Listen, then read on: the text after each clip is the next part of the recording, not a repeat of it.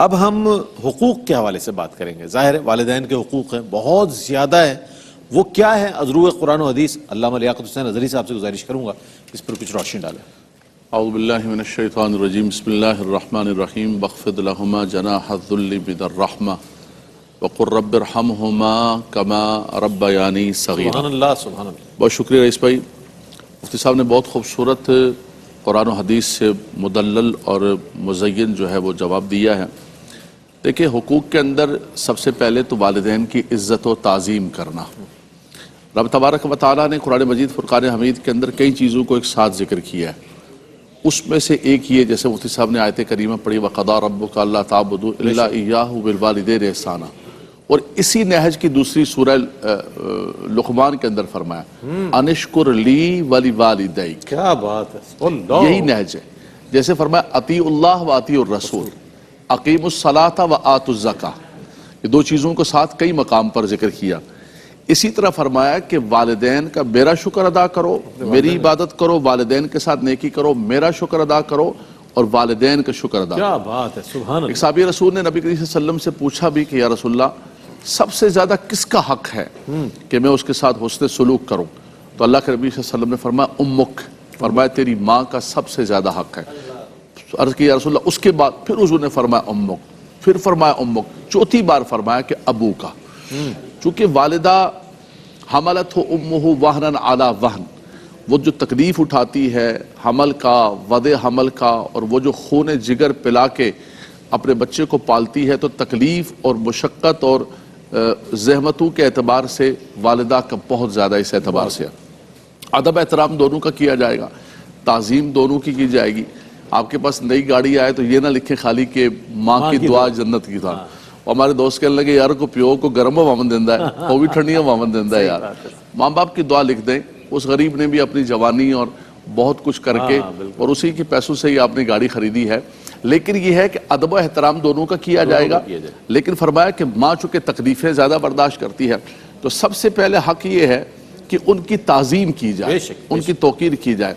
اور اگر ماں باپ کافر بھی کیوں نہ ہو، وَإِن جَاهَدَاكَ عَلَىٰ أَن تُشْرِكَ بِي مَا لَيْسَ لَكَ بِهِ عِلْمٌ فَلَا تُطِعْهُمَا لیکن وَصَاحِبْهُمَا فِي الدُّنْيَا مَعْرُوفًا. فرمایا کہ اگر والدین کافر ہیں تو ان کی کفر کی بات نہیں مانو گے. لا طاعۃ لمخلوق فی معصیۃ الخالق، یہ ایک ضابطہ ہے کہ خالق کی نافرمانی کرتے ہوئے کسی بھی مخلوق وہ کتنا ہی بڑا کیوں نہ ہو، وہ مرشد کیوں نہ ہو، وہ ماں باپ کیوں نہ ہو، وہ جو ہے استاد کیوں نہ ہو، کتنا بھی رتبے کے اندر وہ اللہ کی نافرمانی کا درس دے گا تو اس کی کبھی بھی لا طاعۃ لمخلوق، اس مخلوق کی بات نہیں مانی ہے. یہاں بھی فرمایا کہ فلا تطعہما لیکن بدتمیزی نہیں کرو گے. ان کے احترام میں، ان کے تعظیم میں.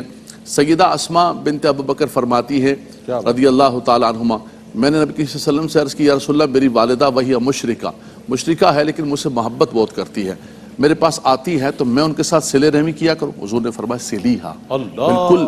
فرمایا مشرکہ بھی کیوں نہ ہو، کافر بھی کیوں نہ ہو، فرمایا ان کے ساتھ جو صلہ رحمی کرنی ہے، ان کی جو تعظیم کرنی ہے، ہاں ان کی وہ کفر کی بات نہیں مانی، وہ جو اللہ کی نافرمانی کی طرف لے کر جائیں اس کا تم نے نہیں کرنا ہے، باقی ادب کے اندر، احترام کے اندر. دوسرا، جیسے مفتی صاحب نے ذکر کیا کہ ایک وقت آتا ہے، دیکھیں جب تجوری باپ کے پاس ہے، کاروبار باپ کے پاس ہے، سب کچھ باپ کے پاس ہے، تب تو آ کے سارے آداب عرض، ابا جی آداب، اماں کیسی ہے. لیکن جب سب کچھ چلا جاتا ہے، اللہ اکبر، وہ وقت آتا ہے وَمَن نُعَمِّرْهُ نُنَكِّسْهُ فِي الْخَلْقِ، ہر چیز کمزوری آنا شروع ہو جاتی ہے. پھر اس کے بعد جو ہے حالات بدل جاتے ہیں. ایک بوڑھا نبی کریم صلی اللہ علیہ وسلم کی بارگاہ کے اندر حاضر ہوئے اور عرض کی یا رسول اللہ، میرا بیٹا جو ہے وہ میرے ساتھ اچھا رویہ نہیں کرتا اور خرچ کرتے ہوئے ایسی بات کرتا ہے. تو نبی صلی اللہ علیہ وسلم نے اس کو بلا کر تعریف فرمائی. فرمایا انت و ابوکا، فرمایا تو بھی، انت و مالک لیبیکا، فرمایا تو بھی اور تیرا مال بھی. تم یہ کیا کہہ رہے ہو کہ میرا مال، مالی. فرمایا تیرا مال کہاں سے آ گیا؟ یہ سب اس کا بنایا ہوا ہے. تو بھی اپنے والد کا ہے اور تیرا مال بھی اپنے والد کا ہے. اب والد جو ہے وہ جیسے چاہے اس کے اندر کر سکتا ہے، استعمال کر سکتا ہے. تو ان کی خدمت کا تعظیم کرنا. اس کے بعد اللہ نے آپ کو وسعت عطا فرمائی تو ان کی خدمت اپنے سے بڑھ کر کریں. یہ نہ ہو کہ یار اب بچوں کے اخراجات بڑھ گئے ہیں، اب ان کی میڈیسن کے لیے آپ کے پاس جو ہے وہ پیسے نہیں ہیں، ان کے کپڑوں کے لیے ٹھیک ہے گزارا کر لے گا، ابا آپ کو تو ضرورت کیا ہے، چھوڑیں بچوں کو زیادہ دے دیں گے آپ ایسے بھی کر لو گے چل جائے گا ابا آپ کا، نہیں نہیں نہیں، ایسا نہیں کرنا ہے۔ اور دوسرا خدمت کے اندر کسی مقام پر دیکھیں ایک وقت ایسا آتا ہے کہ ماں باپ اتنے بوڑھے ہو جاتے ہیں ان کا پیشاب کے لیے جانا آنا مشکل ترین ہو جاتا ہے، ان کو تو کبھی بدبو نہیں آئی، انہوں نے تو بچپن میں کبھی منہ پر جو ہے وہ ہاتھ نہیں رکھا کہ اس وقت کو زعفران تو نہیں آ رہا تھا نا، لیکن آج آپ کو اس کمرے سے بھی اسمیل آتی ہے اور آپ کو جو ہے ان کی ہر چیز سے اسمیل آنے لگی۔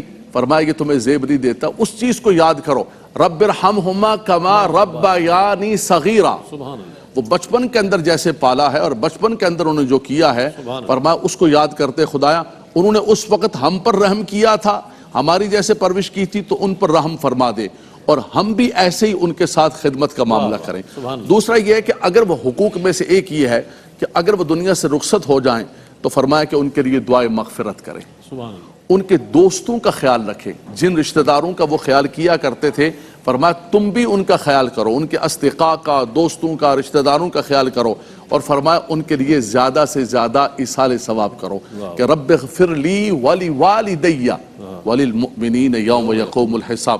فرمایا ان کے حقوق میں سے ایک حق یہ ہے۔ کیا کہنے، سبحان اللہ سبحان اللہ، کیا خوبصورت گفتگو۔